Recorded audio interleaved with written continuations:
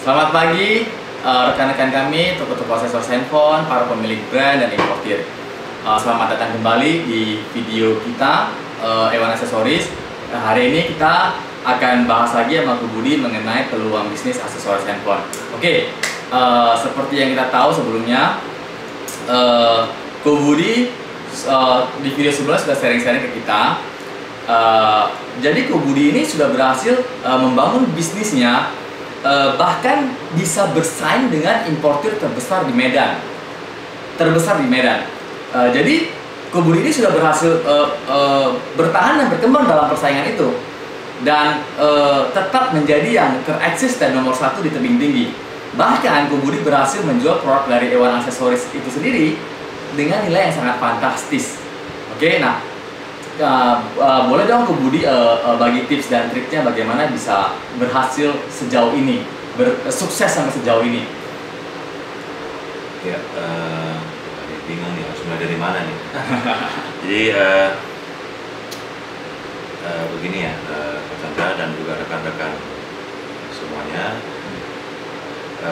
saya kira sparring dulu dari video sebelumnya kemarin ya. Bahwa itu kan kalau saya itu menjalani bisnis ini sudah lebih dari 22 tahun Ya, lebih dari 22 tahun. Jadi dari masa ke masa juga sudah saya lalui dan saya jalani gitu ya. Jadi seperti yang saya bilang di video sebelumnya, sebenarnya aksesoris handphone itu, khususnya smartphone saat ini ya, yang sangat sedang fantastis ya. Itu dimulai sejak dari tahun 2015 sampai sekarang ya.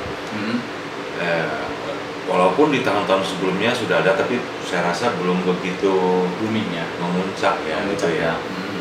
Jadi dengan keluarnya, dengan adanya produk-produk smartphone yang lebih terjangkau di masa-masa 2015-an tahun, ya saya rasa sampai saat ini peluang aksesoris itu sangat besar ya, dan saya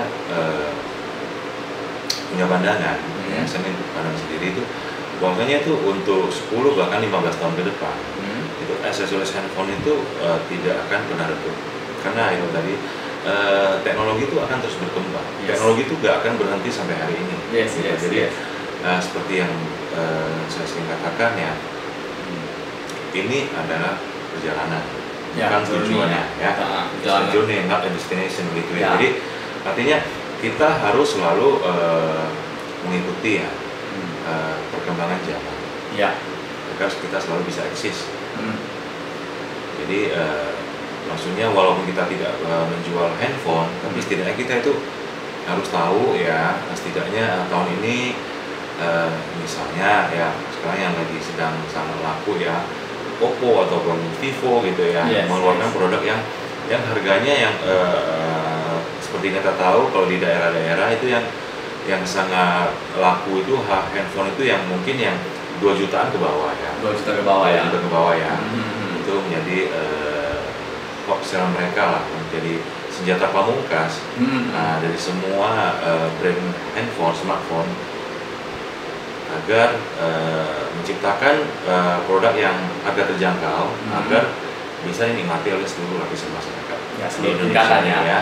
Baik itu pelajar, baik itu remaja, baik itu orang dewasa maupun orang tua gitu ya. Jadi kalau pandangan saya sih 5 atau sampai 15 tahun ke depan itu aksesoris handphone itu nggak akan pernah redup, bahkan akan lebih memuncak lagi.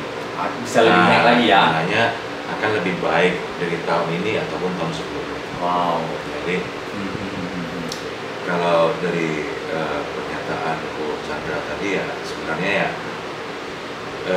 dibilang berhasil itu ya gimana ya.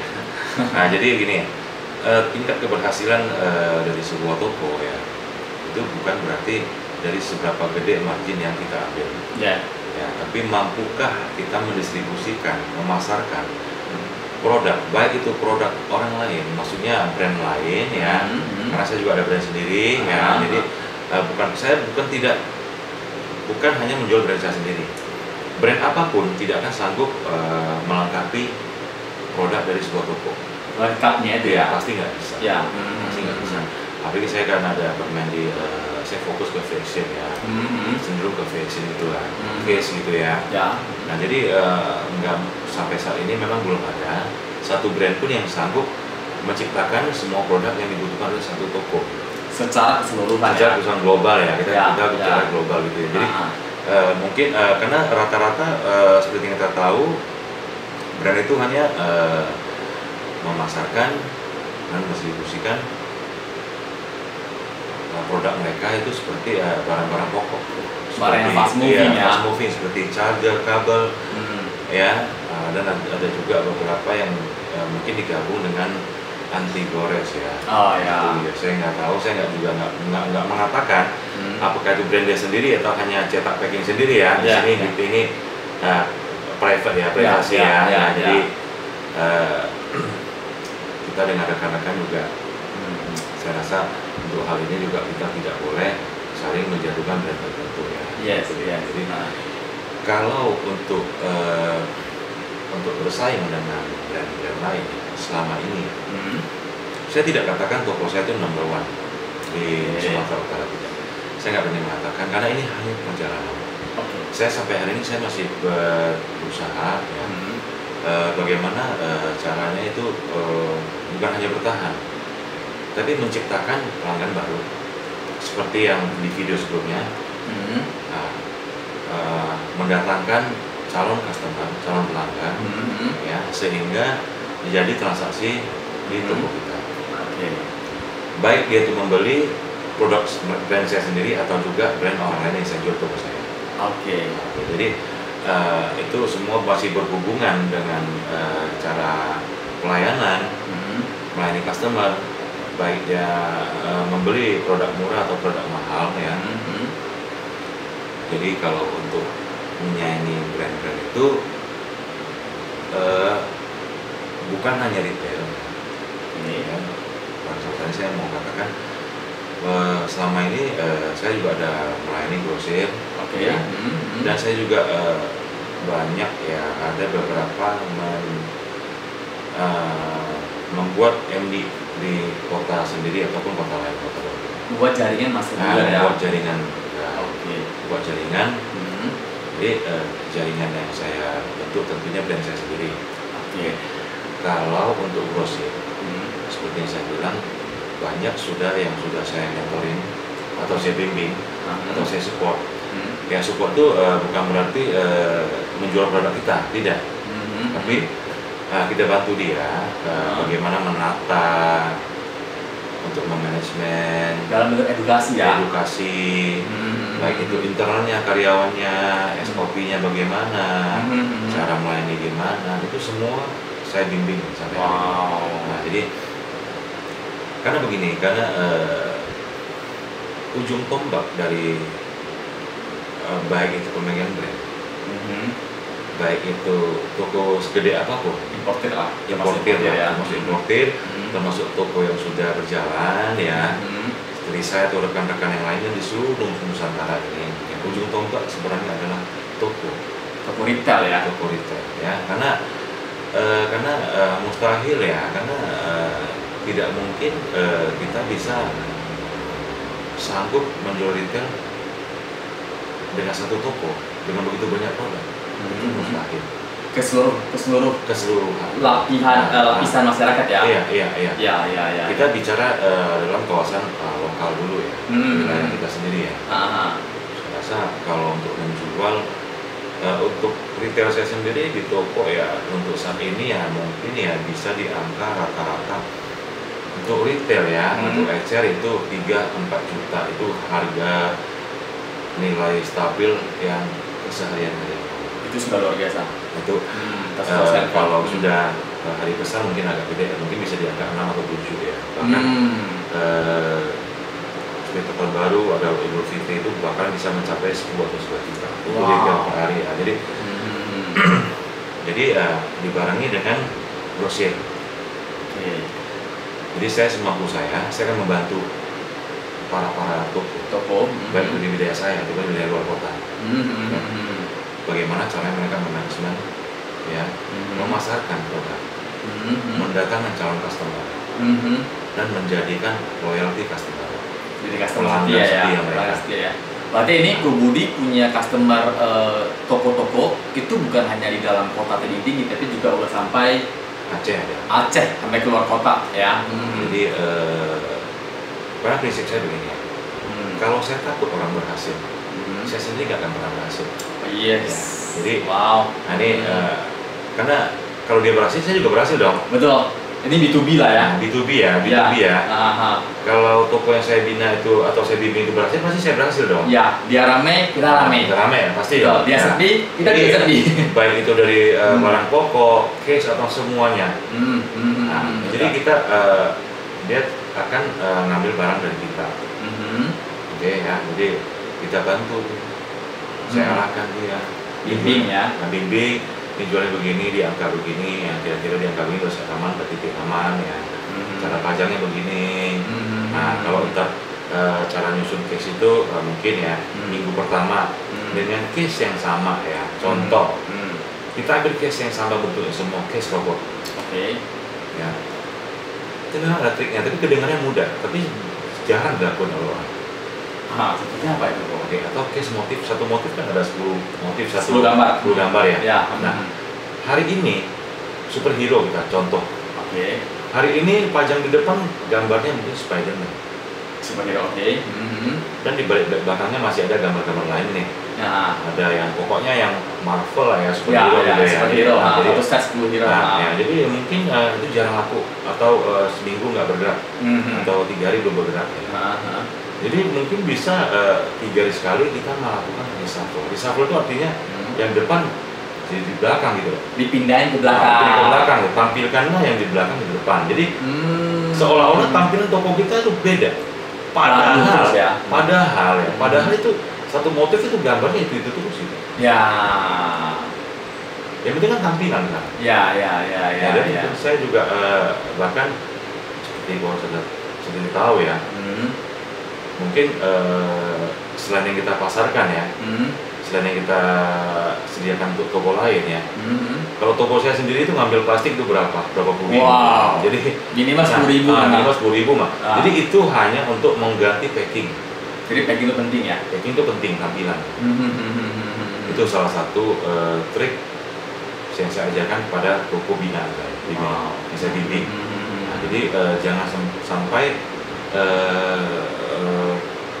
mungkin sudah buat begitu cerah lagi warna packingnya mulai kuning ya jadi mulai kuning menguning gitu atau mulai ya kotor gitu lah ya mulai memudar gitu warnanya nanti packing baru tampilannya tetap fresh ya jadi orang tuh melihat kan dari tampilan yes benar. Kenapa barang dipajangin supaya ditampilkan supaya orang bisa melihat ya bahkan di supermarket itu ya bahkan semua produk ya, contoh produk kosmetik ya, bahkan mereka sampai gimana ya, kata-katanya gimana, sampai dia membayar toko tersebut untuk memberikan space untuk khusus produk mereka gitu, dengan tampilan yang sangat menarik gitu ya. Jadi tampilan itu sangat penting, apalagi yang di bidang fashion.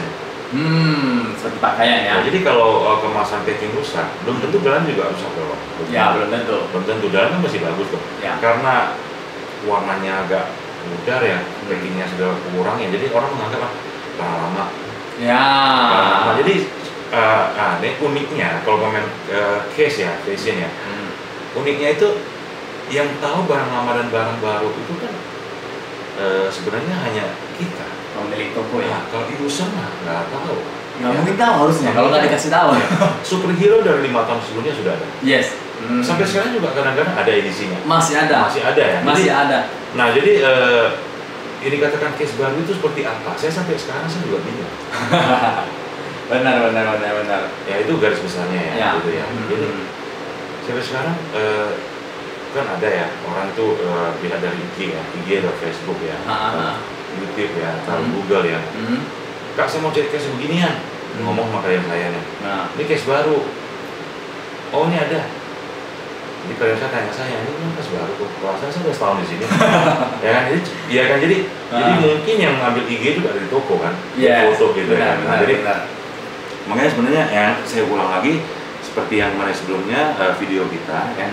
Sebenarnya online dan offline itu berjalan beriringan. Berjalan beriringan ya. Jadi offline itu juga adalah cerminan dari online. Oke. Online juga sebaliknya. Cerminan dari offline. Ya, offline itu bisa dibuat jadi online, walaupun dengan skala lingkungan yang terbatas.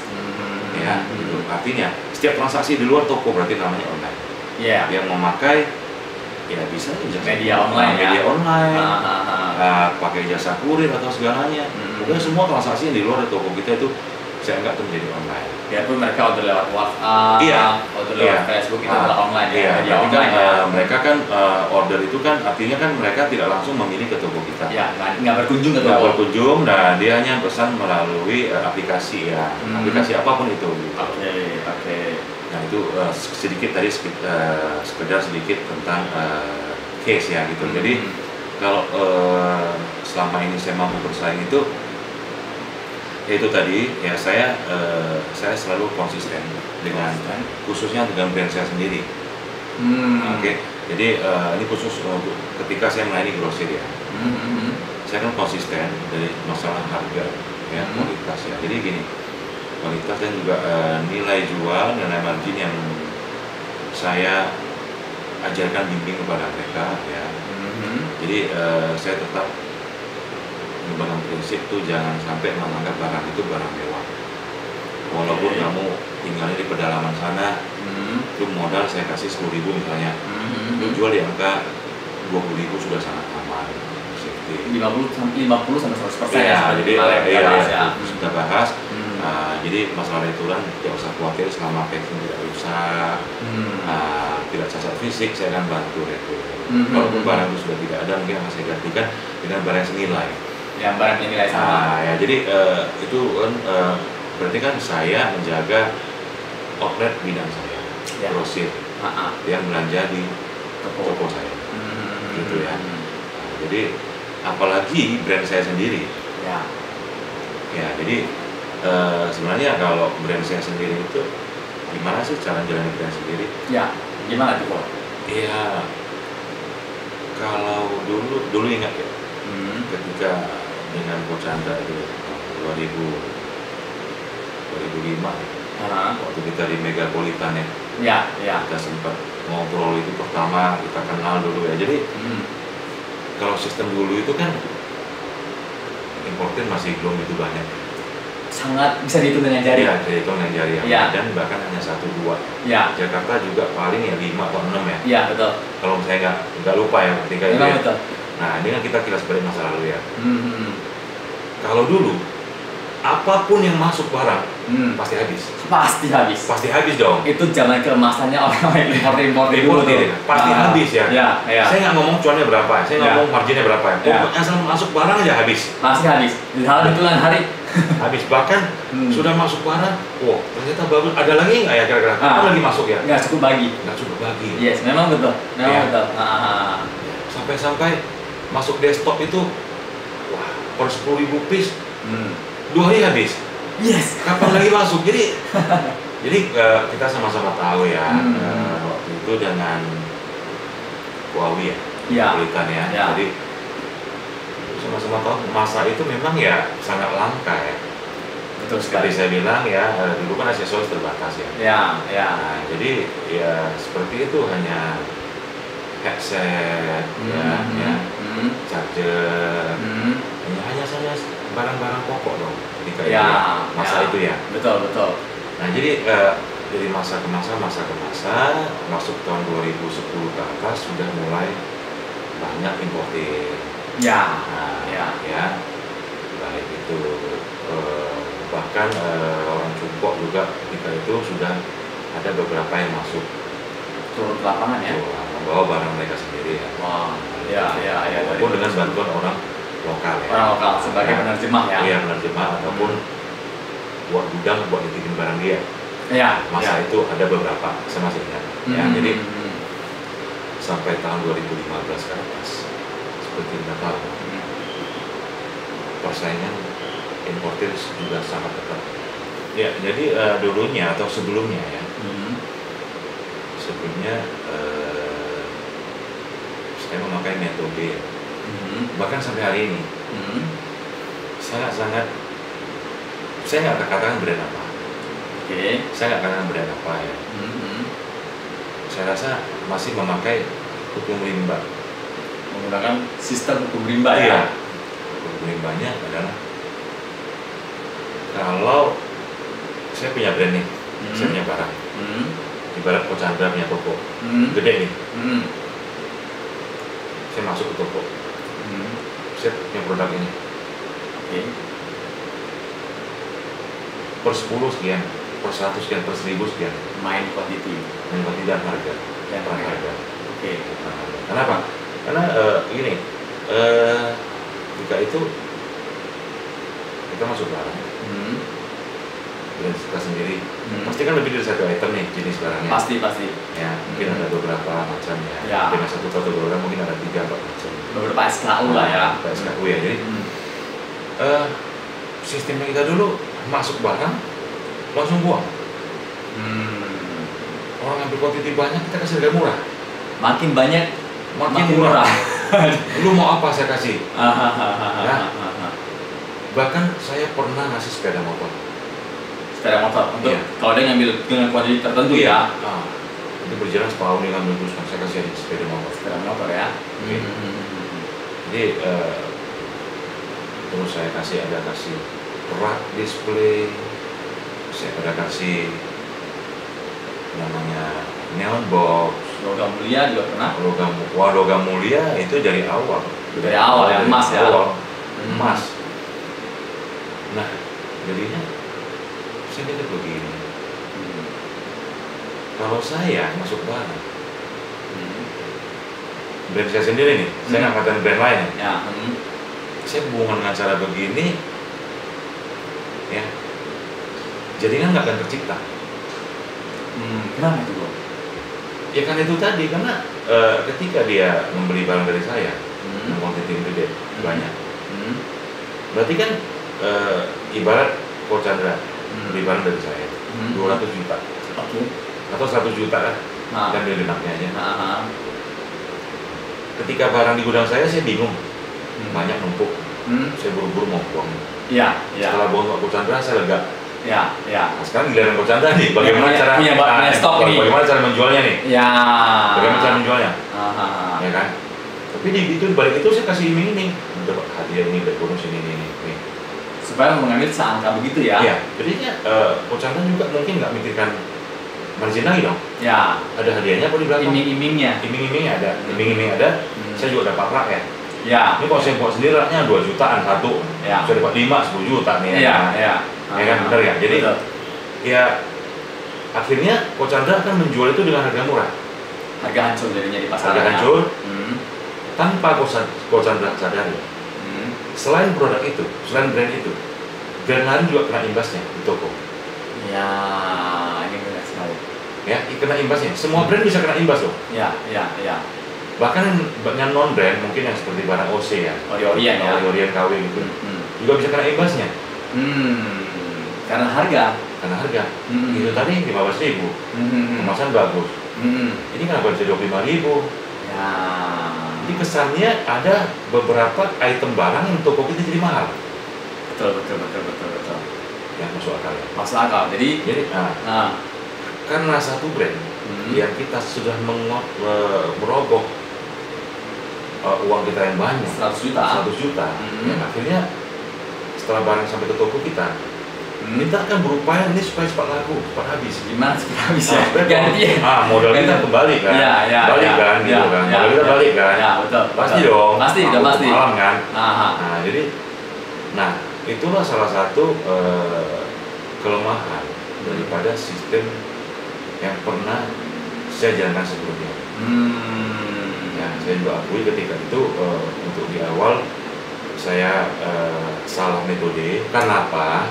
Karena seperti kita tahu 2010 bawah kan importnya sangat dikit. Betul.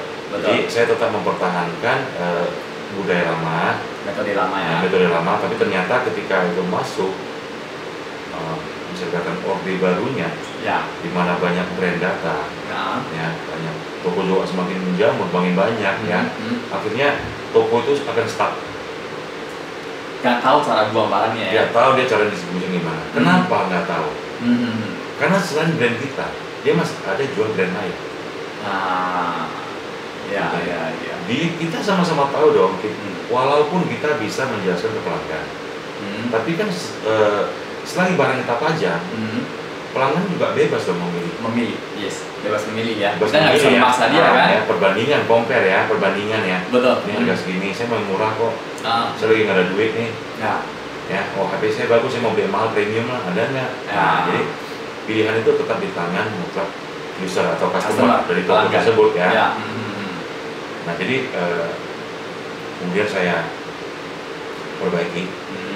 Nah, saya mikir ke depannya, kalau dengan metode ini, itu ibaratkan masuk barang satu kapal ataupun berapa kubik lah ya,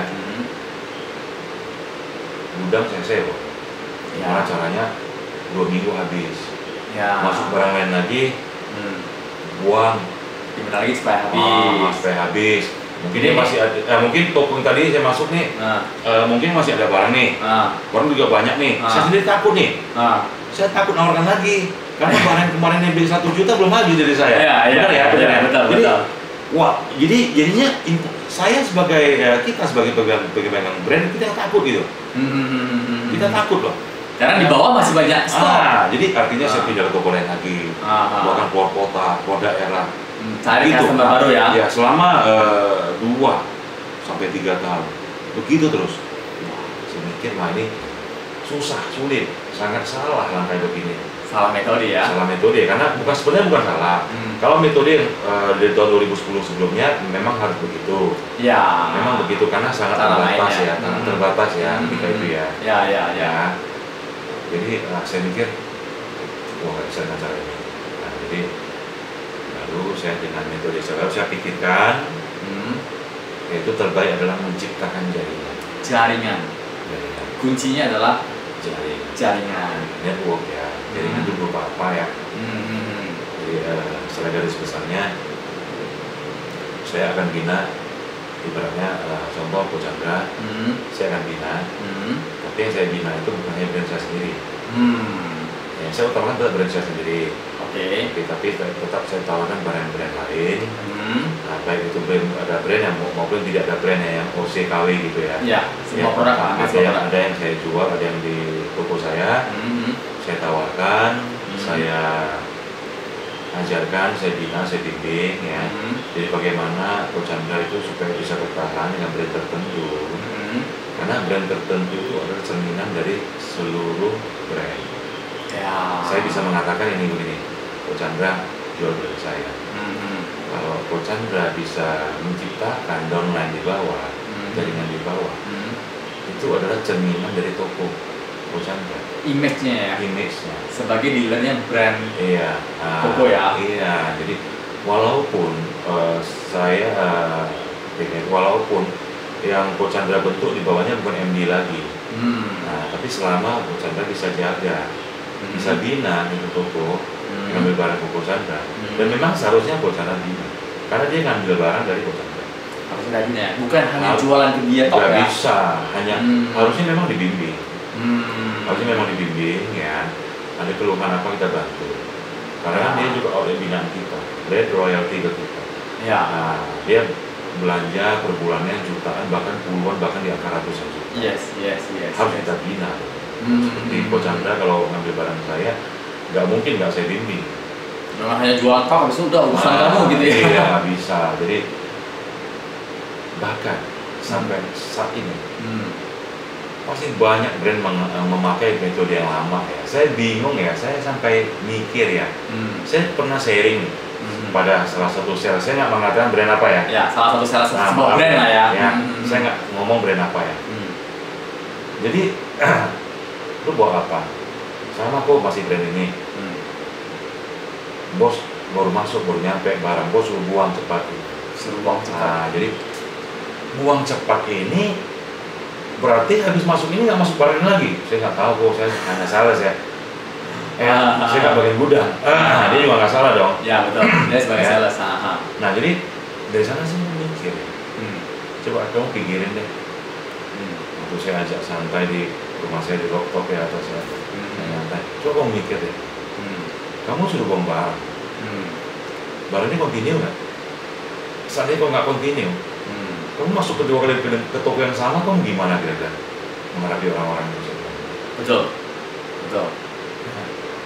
Nah itu jadi oke, anggaplah barang masih kontinu, anggaplah masih kontinu.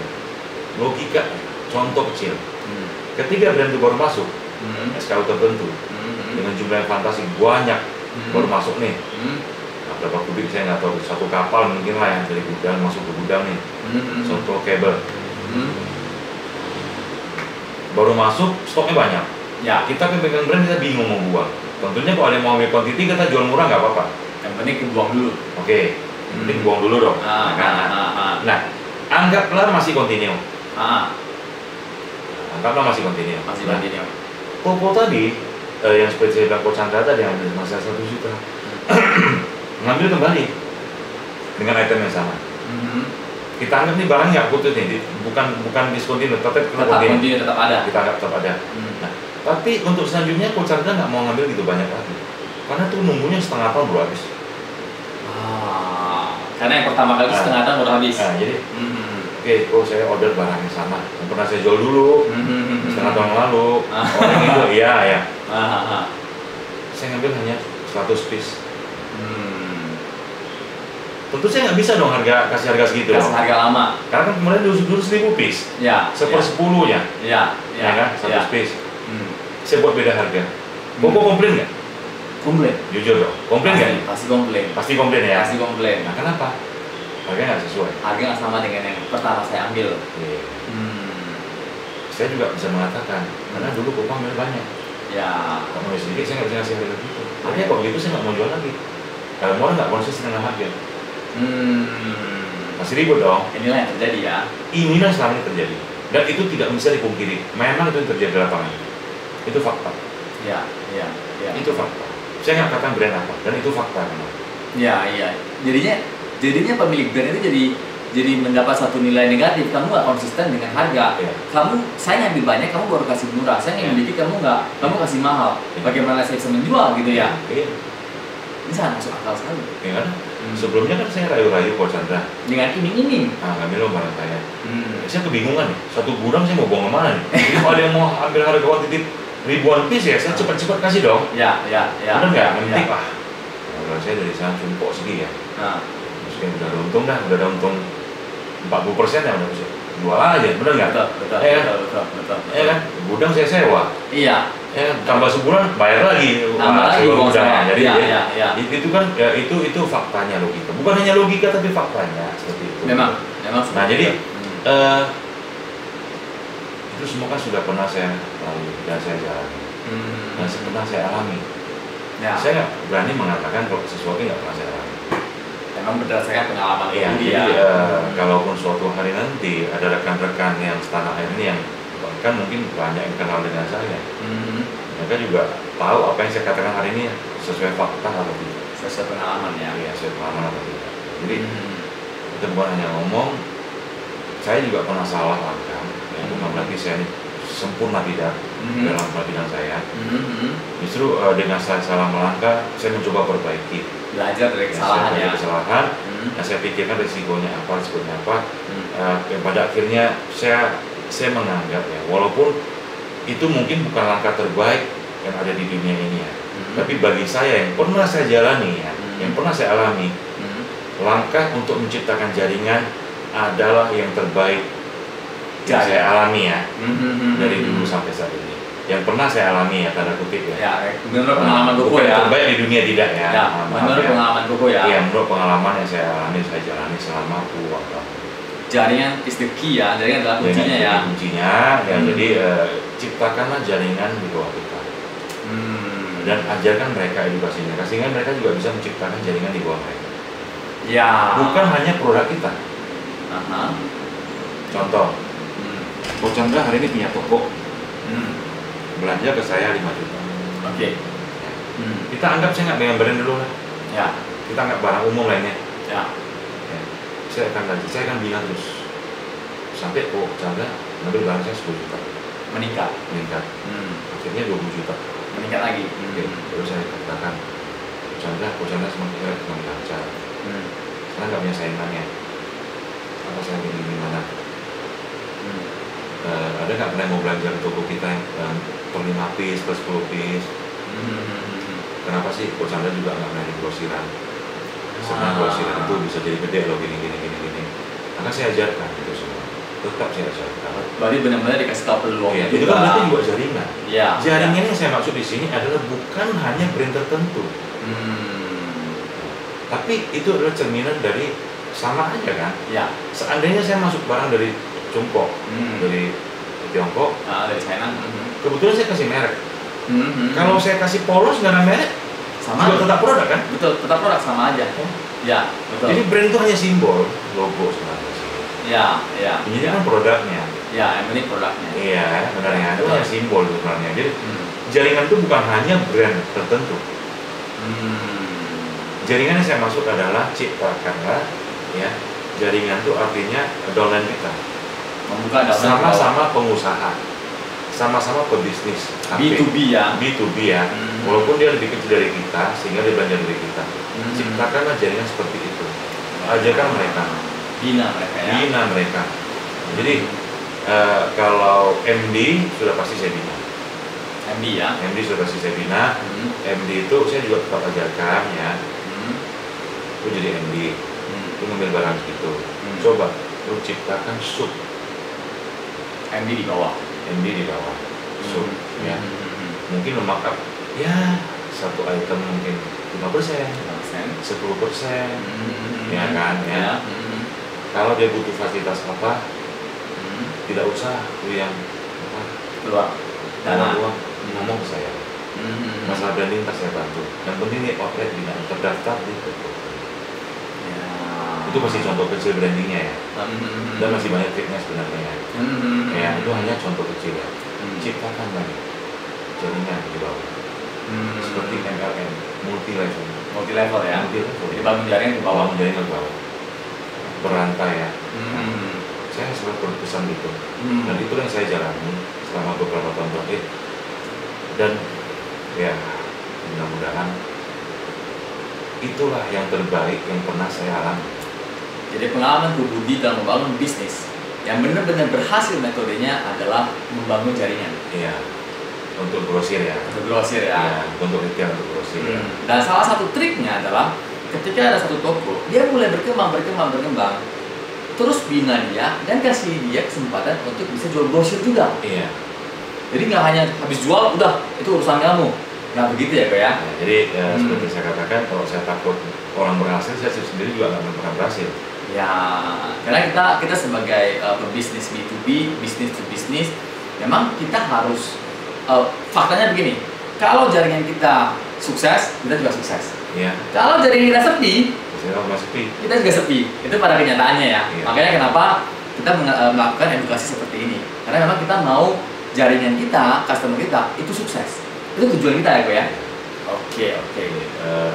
Jadi intinya pada kesimpulan ini adalah saya ingin berpesan ya pada semua rekan-rekan bisnis handphone ya setanah air Nusantara ini, baik itu pegangan brand ataupun toko yang sudah berhasil, sudah besar ya, di mana dia juga melayani grosir ya.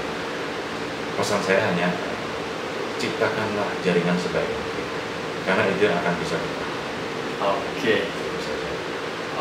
Pesan saya, karena sampai selama ini hanya itu langkah terbaik. Jadi istilah saya tambah sedikit lagi ya. Istilah MD itu sebenarnya bagi saya hanya bahasa keren. Hanya bahasa keren ya MD itu ya. Contoh, Coach Chandra saya nggak jadi MD, harga saya kasih gini. Nah, kalau nggak usah ada MD deh, Coach Chandra ambil barang banyak, saya bisa nggak kasih harga MD? Bahkan no name sekalipun, ya tanpa istilah, itu bahkan bisa lebih baik daripada yang selama ini MD istilahnya, statusnya MD ya, statusnya atau apapun itu ya. Jadi bukan masalah statusnya, tapi masalahnya itu, permasalahannya adalah bagaimana kita bisa mempertahankan sebuah toko menjadi pelanggan setia dari kita. Itu yang penting. Yang paling penting ya.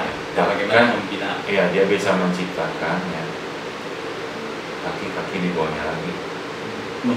Jadi kita membantu dia membangun jaringan di bawahnya ya. Dengan catatan, tanda kutip, jangan sekali-sekali kita merebut downline yang diciptakan di bawah kita. Oh iya, ini sangat menurut saya sangat fatal karena ya jaringannya dia berarti juga jaringan kita kan, karena berada di bawah kita ya. Dan itu yang terjadi selama ini banyak. Ya, memang kelihatan. Apalagi sales yang nakal. Ya. Nah, jadi ya bagaimana cara kita, baik itu pemegang brand ataupun non pemegang brand ya, bagaimana itu caranya kita supaya kalau kita punya sales ya, bagaimana caranya kita itu memberikan SOP kepada sales kita. Itu juga bagian internal dari kita, manajemen kita. Bagian internal ya. Bagian internal kita. Bagaimana caranya itu supaya pelanggan itu tetap setia pada kita tanpa kita merusak hubungan dia dengan yang di bawah dia. Ya, ibaratnya jangan merebut downline-nya ya. Iya. Tapi memang kenyataan di lapangan seperti kita sama-sama tahu bahkan sampai hari ini masih terjadi. Jadi MD sudah membantu buka jalur branding sebuah brand, tapi pada akhirnya ya brand itu turun ke lapangannya langsung ya. Iya. Ya, memang itu yang terjadi dan jadi seperti saya bilang, MD itu hanya istilah. Cuma istilah kerennya aja ya. Istilah kerennya. Padahal sebenarnya manfaatnya ya pokoknya kamu bisa beli banyak, ya saya kasih harga murah gitu ya. Ya. Jadi saya punya barang nih, Bocana beli 200-300 juta setiap bulannya. Jangankan yang box. Ya. Benar nggak? Ya. Ambil mobil saya bayar DP juga nggak apa-apa ya. Ya DP kecil ya, 40 juta gitu ya. Ya, betul. Kita kredit sendiri deh ya kan. Ya, udah kasih DP jangan neon box ya, benar nggak ya? Betul. Ya jadi itu hanya istilah sih Bu. Menurut bagi saya, maaf ya, bukan saya menyinggung semua para pedagang brand di sini ya. Ya saya juga ini karena gini loh, pesan saya itu tadi kesimpulannya berarti kan bukan berarti kita sudah mencetak MD lalu kita telantarkan dia, jangan. Ya, metode lama ya. Udah pokoknya saya punya banyak barang nih, saya buang ke kamu. Udah, selanjutnya kamu sendiri mikirin sendiri lah gimana cara buangnya ya. Terbukti dari beberapa brand ya. MD yang berhasil mereka cetak di daerah manapun ya, seluruh Nusantara ini, akhirnya stuck banyak. Dari kebanyakan itu stuck di putaran kedua atau putaran ketiga ya. Jadi di awal tahun saja sudah stuck. Di awal tahun ya. Nah itu dia. Karena itu tadi. Karena pemegang brand hanya mementingkan di belanja di awal. Belanja di awal doang. Belanja di awal. Jadi dia melihat toko itu gede, dia punya banyak pelanggan, belanja di awal gede, berarti dia berpikir belanja itu sudah lancar. Iya, betul itu ya. Tanpa dia sadari karena bukan hanya brand dia yang beredar di pasaran. Iya. MD itu banyak yang stuck di daerah ya. Jadi pemegang brand hanya melihat tokonya gede di awal ya. Kami di awal masukin barang ya. Mau di MD nggak? Saya kasih fasilitas ini. Padahal tanpa MD juga saya bisa dapetin fasilitas ini. Iya. Jadi hanya dikasih status MD ya. Jadi lebih baik ya menciptakan bagaimana boleh MD boleh, bukan berarti hilangnya status ini tidak. Ya saya nggak mengatakan istilah MD itu salah, tidak. Jadi saya buat perbandingan tadi. Lebih baik no name, tidak ada nama daripada MD yang ditelantarkan. Ya. Oke. Paham ya? Paham. Jadi karena kita punya pandangan ya. Pandangan sendiri itu ya selama ini kan orang berpikir kan MD itu sudah sudah oke, sudah pasti oke, sudah pasti murah. Kan setelah MD di wilayah itu juga sales dari perusahaan brand itu juga bisa masuk dari banyak terjadi. Yang terjadi ya. Jadi lebih baik ya kita menciptakan jaringan. Kita bina, kita bimbing, jangan kita lepas. Dia ya walaupun tidak berkunjungan setidaknya ada komunikasi komunikasi, Ya. ada kendala apa, Ya. sebisa mungkin kita bantu. Ya. Ya. Kita ajarkan trik bagaimana datangkan calon customer, bagaimana Bimbing, dia juga bisa grosir di sana. Ya. Berikanlah kesempatan pada mereka. Ya. Karena mereka juga pengen maju dong. Pasti. Seperti kita. Ya. Benar ya. Ya. Nah, Setiap orang pasti pengen maju. nah, jadi pesan saya tadi itu ya ciptakan jaringan. Jaringan is the key ya. Jadi jaringan adalah kuncinya. Jaringan adalah kunci. Kalau Anda Untuk mau grosir dan brand ya. Anda mau berhasil di B2B, di grosir ya. Oke. Sebenarnya dengan kapasitas Ko Budi yang menurut saya amazing, dengan cara berpikir yang benar-benar seorang entrepreneur, seorang pebisnis, Ko Budi sebenarnya nggak perlu join dengan siapapun. Ko Budi pasti sukses. Nah, kenapa Ko Budi mau join A1 Accessories? Nostalgia lagi. Nah, jadi kalau Coach Chandra ingat ya, kalau saya mungkin sedikit agak lupa ya, ketika itu kita di Jakarta ya, tahun 2005, saya sempat mengatakan, saya masih ingat tuh kata-kata saya saat ketemu dengan teman saya yang pemain itu, ketika itu saya mengatakan sama, di tahun yang sama juga saya ke Kalimantan, saya ngomong kalau lupa dengan teman saya. Kalimantan ini ya. Kira-kira bisa bertahan berapa lama ya aksesoris handphone ini ya? Nah, karena ketika itu sangat langka. Ya, barang juga terbatas ya. Penggunanya juga masih. Iya, jenis barangnya juga itu saja gitu loh betul, ya. Betul. Wah, ini mendingan kalau nggak laku lagi, saya bisa ke kebun aja. Banting setir ya. Banting setir tanam kelapa sawit ya, saya juga gitu ya. Ketika itu ya, masa itu ya, karena sangat langka ya, kita sama-sama tahu ya. Dan kita juga ada ketemu tahun 2009 ya, kalau nggak salah ya. 2009 ketika itu saya juga sudah melihat Coach Chandra sudah mulai aktif ya, kita berdua sudah sangat aktif ya. Dimana kita mencari toko, mencari barang, itu juga namanya aktif ya, masa itu ya. Gitu. Kemudian itu tanggal pada tahun 2010, yaitu akhir ya, saya masih ingat ya. Waktu itu Coach Chandra memutuskan untuk enggak, sebelumnya ya, maksudnya Coach Chandra ngomong ke saya, sekarang saya ngambil, saya jadiin sebuah perusahaan. Perusahaan apa? Aksesoris. A1 Accessories. Di bidang aksesoris, ya.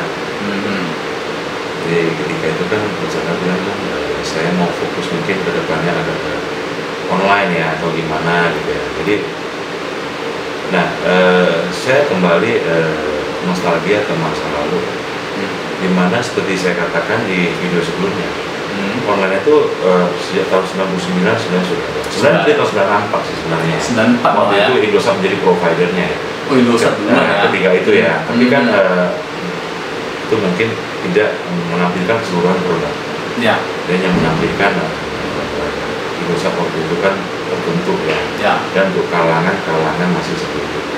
Masih kalangan tinggi lah ya. Itu sangat mahal ya. Jadi seperti kita bilang, Andrew Darwish tahun 99 mencetuskan situs namanya Kaskus ya. Disusul Binika.com, Toko Bagus, OLX, Doku juga pada tahun 2007 menjadi pertama membuat ya transaksi ya, maksudnya pembayaran secara online. Ketika itu Doku ya 2007 ketika itu ya. Kemudian disusul tahun Tokopedia 2009, yang mana asetnya itu sudah mencapai 100 juta US dollar pada tahun 2010. Maka Bukalapak juga menyusul di tahun yang sama 2010, disusul dengan Zalora. Jadi ketika itu 2010, ketika itu saya di Jakarta ya. Kita ketemu, saya ketemu Coach Chandra, dan saya punya insting, punya pandangan ya.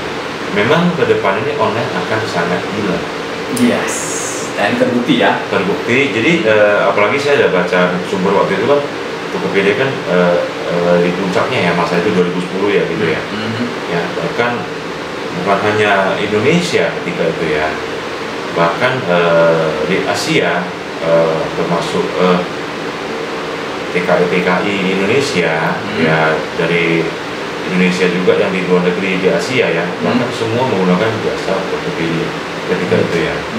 Untuk belanja buat keluarganya ya? Iya, belanja buat keluarganya ya, yang di sini ya, di lokal. Jadi, ya jadi kemudian kan saya bergabung, saya waktu itu bahasa saya masih coba-coba ya. Nah, kok Chandra ingat coba-coba lah saya, gimana ya?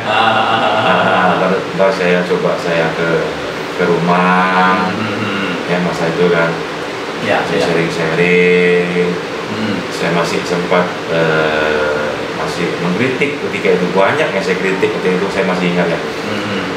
Saling kritik nih, saling sharing, saling terbuka lah ya, saling terbuka. Sambil bercanda juga, sambil mikirin masa depannya gitu. Kalau nggak salah ya.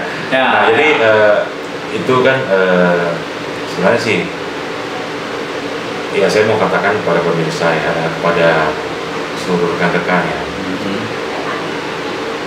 memang saya berjoin dengan Ewan ya sudah lebih kurang 10-11 tahun, tapi dari video-video sebelumnya yang kita buat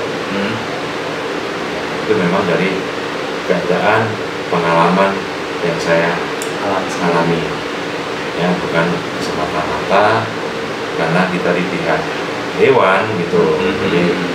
Jadi mohon dicerna dan dipahami. Makanya saat pesan saya kemarin video pertama itu, jangan melihat siapa yang menyampaikan, tapi lihat dan dengar apa yang disampaikan, pesannya yang terpenting ya itu. Tapi nah jadi ketika itu kita bergabung, saya sempat nitipin barang ya, Ko Chandra tolong jualin deh, saya mau balik saya ke Medan, tolong jualin deh Jakarta, antara apa kabarin saya ya, ada yang laku, ada juga yang belum laku ya kan, 3 bulan selanjutnya saya datang lagi. Nah ya jadi kalau saya dengan Ko Chandra itu ya sebenarnya dari dulu, sebelum saya berhasil juga saya sudah sama dari dulu ya, berarti apalagi nah ketika tahun 2015 ya atau 16 ya, dimana Ko Chandra sudah Ewan ya sudah membangun memperbaharui sebuah platform ya yang sangat sekalian untuk kedepannya sangat baik ya. Dimana ada satu hal yang saya ada beberapa jujur ya, nggak apa-apa ya kita buka-bukaan ya, boleh ya. Selaku owner Ewan juga ya, saya nggak segan-segan loh. Boleh ya. Walaupun saya juga punya andil di Ewan ya, bukan berarti saya menjelekkan Ewan, tidak ya. Walaupun ya, berarti saya mengagumkan atau gimana, tidak ya. Jadi transparan lah ya. Transparan ya. Jadi sebenarnya kita disepakat ya. Yaitu bulan November kita sudah sepakat ya. Kita akan menciptakan dan membuat gebrakan ya yang banyak ya. Baik itu untuk membantu toko. Juga membuka gerbang gate kita untuk para importir ya, dan easy paymentnya juga akan kita mutakhirkan lagi ya, kerjasama dengan logistik juga akan kita tambah dan akan kita revisi ulang ya. Nah makanya saya datang hari ini, ada bulan ini ya, sekarang kita sepakat kita akan memperbaiki semuanya ya. Jadi ada beberapa hal yang saya ingin di Ewan ketika itu ya 2016 ya, November ya. Karena ketika itu kan saya melihat bukan hanya melayani para toko ya, tapi juga Ewan itu Ko Chandra menciptakan sebuah peluang di mana nantinya akan para pemilik brand bisa langsung melayani para toko, terhubung langsung. Berarti kita hanya gate. Ini yang tidak ada di web ataupun di situs online yang lainnya. Manapun belum ada. Nah, jadi ketika Ko Chandra ngomong itu begitu ke saya mikir, ini berarti open gate. Kita buka gerbang. Buka gerbang nih. Wah, jadi ini sangat baik peluangnya. Jadi sebenarnya itu yang sangat saya salut dengan Coach Chandra kita itu. Makanya saya ingin bergabung ya, selain menitipin barang saya ya, selain saya menjual barang saya sendiri ya, ya tanda kutip ya, itu karena saya melihat platform itu bisa menciptakan banyak peluang di sini, sangat banyak, ya, sangat banyak ya di Ewan ya. Jadi karena itulah saya ingin join. Kalau join dari dulu udah join ya, maksudnya itu secara humanisnya 2005 karena kita kenal ya. Tapi kalau secara bisnisnya, secara pandangan visi misinya, itu jujur saya sejak tahun 2015 November 2016 seperti yang tidak tahu ketika itu saya terkait kontrak dengan Coach Chandra, bahkan saya ingin menginvest ya, saya bilang ya karena itu. Jujur saja nih. Nah, jadi bukan sejak 2005. 2005 mungkin dulu secara percaya karena teman ya, karena sama-sama main ya. Sama aktif di sini ya. Iya, ketika itu di Metropolitan atau di Roxy gitu kan. Masa itu ya. Gitu. Jadi ya itu karena itu. Jadi sukses, kata-kata sukses itu bukan seberapa untung yang kamu miliki, bukan seberapa banyak yang harta yang kamu miliki, bukan seberapa gede gudang yang kamu punya. Sukses itu adalah seberapa berhasilnya kamu menciptakan peluang, kamu menciptakan jaringan, kamu menciptakan jaringan di mana-mana dengan kamu. Kamu bisa mendistribusikan barang kamu sendiri ke barang orang lain. Orang masuk ke toko, mau brand apa aja lo tawarin laku, itu baru hebat. Itu baru sukses ya. Itu baru sukses. Itu menurut pandangan saya, maaf ya. Bukan berarti saya paling hebat, saya paling gede di seluruh Indonesia, tidak ya. Saya begitu ya. Nah, bahkan banyak lebih gede lagi. Sangat banyak ya. Ini yang saya jalani, yang saya alami gitu ya. Jadi itu tadi. Terus kemudian saya lihat di Easy Payment kita tahun berapa kali? Tahun 2017 ya, Easy Payment ya. 2017. Ya, 2017 kemarin kita sepakat kita membuat menu di A1 itu menjadi dilengkapi lagi ada pembayaran mudah di Indomaret ya, di Alfamart ya. Jadi dengan begitu kan berarti kita sudah open. Sudah global nih. Artinya karena kita sama-sama kita tahu ya, Alfamart itu mungkin di seluruh Nusantara ada. Hampir di seluruh daerah ada ya. Jadi makanya kemarin kita sepakat ya supaya memudahkan orang bertransaksi. Betul. Ya, itu yang kita hebat. Terus 2019 kita buat cicilan ya ketika itu. 2019 ya. Aku laku Kredivo ya. Jadi di mana semua toko itu atau customer kita berkesempatan ya untuk lebih jual lagi, mungkin dia bisa alokasikan dana dia untuk kebutuhan yang lainnya, maka kita sepakat membuat cicilan di sini. Nah, jadi ya seperti yang kita sepakatin bersama, di tahun ini kita akan launching semua yang ada di Ewan, ada di kita akan persembahkan kepada para customer, kepada para pemegang brand ya. Di tahun 2002 ini kita akan sangat banyak.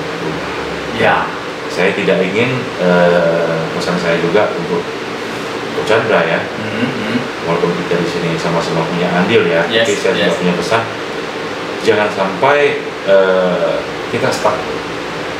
Apa yang sudah di-launchingkan akan terus diperbarui. Konsisten dan saya harap juga kita bisa menjaga para customer kita. Amanat ini akan kita akan bantu sebisa kita dengan apa yang ada di Ewan, kita akan persembahkan kepada mereka. Jadi saya harapkan juga ya ada masukan, juga ada kritik dari para customer para pemegang brand kita di sini open, kita di sini open mind lah pokoknya ya. Kita kita terima semua kritikan, kita terima semua masukan. Nah, selagi bisa membantu, membuat nyaman dan mempermudah para customer dan para pemegang brand, akan kita buat. Oke, pasti kita akan konsisten. Kita akan konsisten. Amanat Ko Budi pasti saya jalankan. Jadi, ya perhatikan, ya kan segera ya. Mungkin bulan Februari kita sudah akan tayangkan ya mentoring online kita. Mentoring online, yes. Mentoring online di mana kita akan bisa membimbing semua pengusaha aksesoris handphone dimanapun di seluruh Nusantara. Dan kita juga ada live ya. Ya, ada live juga. Saya rencanakan seminggu atau 2 minggu sekali ya dari seluruh Nusantara. Nah, kita akan undang 20 atau 30 peserta di live-nya itu free. Itu free ya. Kita akan live dan tanya jawab. Jadi semua peserta live itu nanti Zoom tadi bisa saling ngasih ide, ngasih pendapat, bisa berikan pengalaman mereka dan bisa menanyakan apa saja, pasti akan kita jawab, pasti akan kita bantu. Itu saja untuk kesempatan ini. Oke, thank you Ko Budi. Jadi guys, rekan-rekan setanah air, baik toko-toko aksesoris handphone maupun importir, pemilik brand, Ko Budi sudah sharing dari pengalaman Ko Budi hingga bagaimana Ko Budi bisa sukses ini dan bagaimana Ko Budi itu mau join di A1 Accessories ya. Thank you Ko. Nah, kita akan lanjut di video berikutnya. Nantikan video berikutnya tentang tips dan trik lainnya. Oke, terima kasih telah menyaksikan video ini. Tetap semangat dan ingat, jangan terpacu dengan siapa yang menyampaikan pesannya, tapi fokuslah kepada apa yang disampaikan. Oke, terima kasih.